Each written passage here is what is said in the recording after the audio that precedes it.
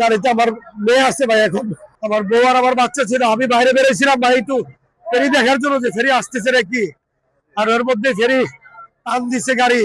আমি এখানে, তুমি কি বোকা নাকি? তুমি আমার এখানে নামে প্রস্রাব করাইলা। ওকে বাবা, তুমি এখানে প্রস্রাব করো। গাড়িতে উঠে, ফেরি গাড়িতে উঠলে আমি ওযু করবো, নামাজ পড়বো। তুমি এক কাজ করো, তোমার আম্মুর সাথেই করো, আমি এখান থেকে ওযুটা করে আসি। কয় না বাবা, আমি ওটা করতে বাবা, তাহলে আমি নামবো না। আমার ছেলে, আমার ওয়াইফ আর আমার শাশুড়ি আছে। আমিও ছিলাম, আমি কিভাবে বাড়াইছি স্বয়ং আল্লাহ তাআলা জানে। গাড়ি রানিং এ টান দিচ্ছে ফেরি তোলার লেগে, দেওয়ার পরে গাড়ি ব্রেক খুলে গেছে।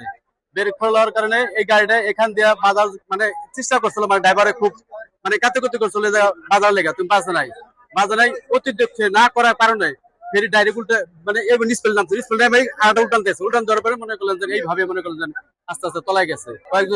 যাচ্ছে আসলে মেলা যাচ্ছে, ফুল যাচ্ছে ছিল, 5-7 লোক বাঁচছে, তারপর আর বাঁচে নাকি।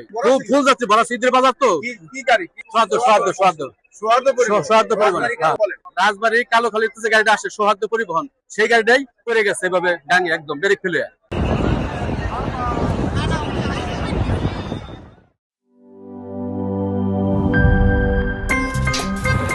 আমার একটা স্মার্ট সিদ্ধান্তে 25% গ্যাসের খরচ কমেছে। ভাবছেন কিভাবে?